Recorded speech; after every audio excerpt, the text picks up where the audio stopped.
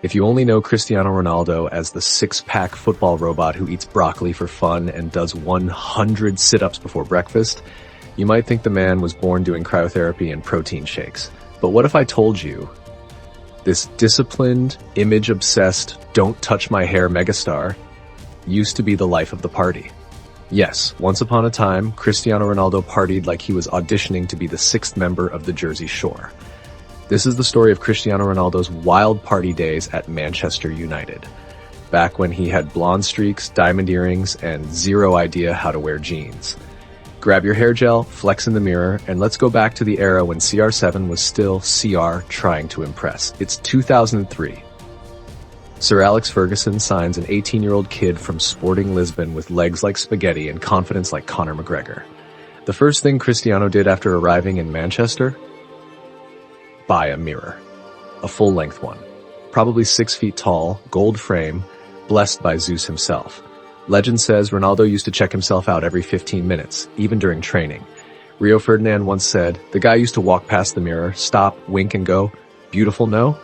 That's not confidence. That's a love story." Now imagine this. Cristiano, 18, new to England, doesn't speak much English, but he learns one word real quick. Club. And another one. Girls. Cristiano used to roll up to Manchester nightclubs dressed like an Italian DJ. Bedazzled shirts, tight jeans so skinny they screamed for help, and enough hair gel to supply an entire high school prom. Once, he showed up wearing diamond studs, a white leather jacket, and sunglasses at midnight. Who does this man think he is? Morpheus? Now, as soon as word got out that there was a Portuguese baller with abs sharper than a machete, the Manchester girls came flying in faster than Ronaldo's stepovers. He started dating models. Lots of models. Like he was collecting them for a Panini sticker album. One week, he's seen with Gemma Atkinson. Next week, another model. By the time the tabloids caught up, he was already on to the next one. His mansion? Oh, that place was like a FIFA Ultimate Team of bachelor pads. Hot tub in the living room. Mirror in every room. Probably one in the fridge. You'd open the fridge at Ronaldo's house, and instead of milk, you'd see him posing shirtless. Ronaldo wasn't partying alone either. He had a crew. And it wasn't just any crew. It was the Premier League's pretty boy, Avengers. Nani, the sidekick with similar stepovers but 50% less success. Anderson, the midfield party tank who once showed up to training still smelling like tequila. Patrice Evra, the hilarious Frenchman who probably danced with a baguette. According to Manchester Gossip, Ronaldo used to host parties where the music was loud, the hot tub was hotter, and the guest list was just Ronaldo, his mates, and 15 models who all said, "I'm just here for the jacuzzi." But not everyone loved Party Ronaldo. Sir Alex Ferguson once reportedly called him into his office and said, "You want to be a playboy or a player? Cristiano, why not both? Get out." Okay, maybe it didn't go exactly like that, but Sir Alex banned Ronaldo from going to nightclubs midweek. So Ronaldo did the responsible thing. He moved the party to his house. Problem solved, right? No, because now the tabloids were climbing his walls like Spider-Man. The headlines were glorious. Cristiano spotted with 5 mystery women. Ronaldo seen leaving club at 4 a.m., still looking perfect. Ronaldo's hair survives 12-hour dance floor session. You know who really loved Ronaldo during this time? The British tabloids. This man couldn't sneeze in public without it becoming a headline. He'd walk out of his house wearing bright red shoes, and the newspapers would go, "Is he sending a message to Arsenal?" One time, he was caught holding hands with a model while holding a protein shake in the other hand. And the Daily Mail said, "Ronaldo's new girl is a 10, but so is his bicep." Cristiano had so many dates in those days, the tabloids lost count. A few examples from the archives. Brazilian model Gabriela Endringer claimed she spent the night with Ronaldo and played PlayStation afterwards. Paris Hilton? Rumors. Kim Kardashian? Rumors. Half of Europe? Highly possible. At one point, British journalists joked, "If you're a model between 18 and 30 and you haven't dated Ronaldo, are you even trying?" Let's talk outfits. You think Ronaldo is stylish today?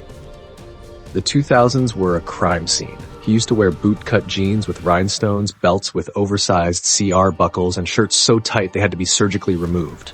One time he wore a pink shirt, gold chain, and white pants to a steakhouse.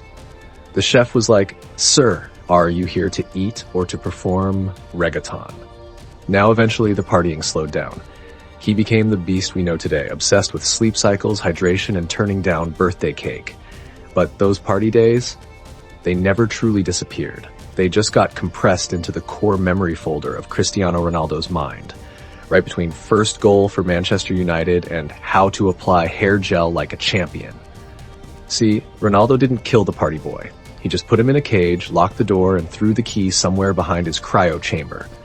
But every now and then you'd see a flicker, a cheeky wink, a mirror glance that lasted 0.7 seconds too long. Because deep down, behind the abs, behind the trophies, behind the perfect posture and $1,000 skincare routine, there still lives a man who once walked into a nightclub at midnight in sunglasses. Let's rewind a bit to that sweet spot between 2007 and 2008. Ronaldo's transformation had begun. He was getting faster, stronger, more lethal on the pitch. But it was like watching Clark Kent still wearing the Superman suit underneath the tuxedo. He'd party less, but when he did, it was like the universe stopped to watch. Private parties became more private. Models had to sign NDAs just to get past the garden gate. Bouncers started wearing suits. There was probably a bouncer for the bouncer. At one of his final bachelor blowouts before Real Madrid, rumor has it that Cristiano imported Portuguese beach sand into his backyard for a themed pool party. Not a beach vibe, not a beach playlist. Real. Actual. Beach. Sand. Shipped. To Manchester. Someone asked him, why bring the beach here? Cristiano replied, because the beach can't bring me Ronaldo. That's not ego, that's poetry. But soon the magazines started changing tone. From CR7 caught with blonde bombshell to CR7 scores again on the pitch. Ronaldo had found something more intoxicating than champagne and flashing lights. Legacy. He started sleeping early, eating scientifically. He hired a sleep coach, a nutritionist, a hydration manager. Probably a professional cuddler for muscle recovery, we don't know. He rejected dessert like it insulted his mother. He started measuring his body fat with a laser, and he refused to touch a drop of alcohol, even at his own birthday. This is the same man who once danced shirtless with a flaming bottle of vodka. Now, he gets drunk on broccoli steam and protein powder. He began his iconic cut-off routine, where friends who partied too much were politely benched. Nightclubs were replaced with foam rollers. VIP lounges replaced with recovery pods, and the only curves in his life were the perfect arch of a free kick. But ask his old teammates and they'll tell you, the party energy never fully left. Even in the locker room, post-training, you'd catch Ronaldo checking his reflection in a locker hinge or flexing when no one was watching, or especially when everyone was. In fact, Patrice Evra once told the world, never eat lunch at Ronaldo's house. There's no junk food, no soda, just dry chicken, salad, and regret. You'd leave his house hungrier than when you entered. That's the new Ronaldo party, a dinner with no carbs and 3 hours of abdominal planks. And yet, even as he matured, moved to Real Madrid, became the Ballon d'Or machine, his name never left the tabloids completely. Why? Because Ronaldo plus romance equals headlines. Every time he was spotted in public with a woman, the media lit up like a FIFA fireworks pack. Cristiano spotted smiling at a waitress in Madrid. Is she the new love interest? No, she gave him the bill. CR7 seen jogging near a brunette. Mystery woman? That's his sister. Cristiano winks at the crowd, wedding bells soon. That was to the referee. And yes, he still got a yellow card. But one thing became clear. Ronaldo had become so famous, so sculpted, so mythologized, that even his hairline movement could crash a gossip site. He didn't need to party anymore. He was the party. At press conferences, journalists didn't ask about the match. They asked about his moisturizer. At airport terminals, fans weren't checking flight schedules. They were checking Ronaldo's shoes. He became the walking definition of a lifestyle brand. Abs by Adidas, hair by Hermes, smile by Photoshop. And through all of it, somewhere in the background, the faint echo of his wild Manchester United nights still lingered. You see, those early days, the diamond earrings, the over-gelled hair, the blinding white jackets, they weren't just fashion crimes, they were evolution stages. He was learning, testing, peacocking his way through the chaos of fame. He was the caterpillar in bootcut jeans, waiting to become the butterfly with custom cologne and a lifetime underwear deal. And now, decades later, When you see him lifting weights with terrifying intensity, or snubbing a birthday cake like it's a personal insult, you gotta remember, this man once wore sunglasses to a nightclub bathroom. He danced with models, drank champagne from crystal flutes, and wore belts so shiny they could signal satellites. But he also transformed, grew, hardened his mind like he hardened his body. And that's the beauty of Cristiano Ronaldo. He wasn't born a machine. He became one, by choice. He partied hard, then trained harder. He fell for fame, then chose discipline. He danced in clubs, then sprinted on fields. He went from Cristiano the Showman to Cristiano the Legend. But inside, deep inside, that party boy still lives. Not in the nightclubs of Manchester anymore. But maybe, just maybe, in the occasional mirror he still carries in his gym bag.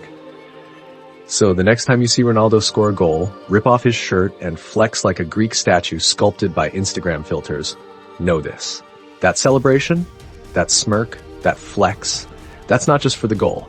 That's a tiny salute to the 18-year-old kid who walked into Manchester with nothing but a dream, a mirror, and 12 gallons of hair gel. And partied like it was his destiny, because before he became the icon, he was just a boy in tight jeans, dancing with the stars, both on the ceiling and in his future. And maybe, just maybe, every time he scores, a jacuzzi somewhere quietly bubbles in celebration.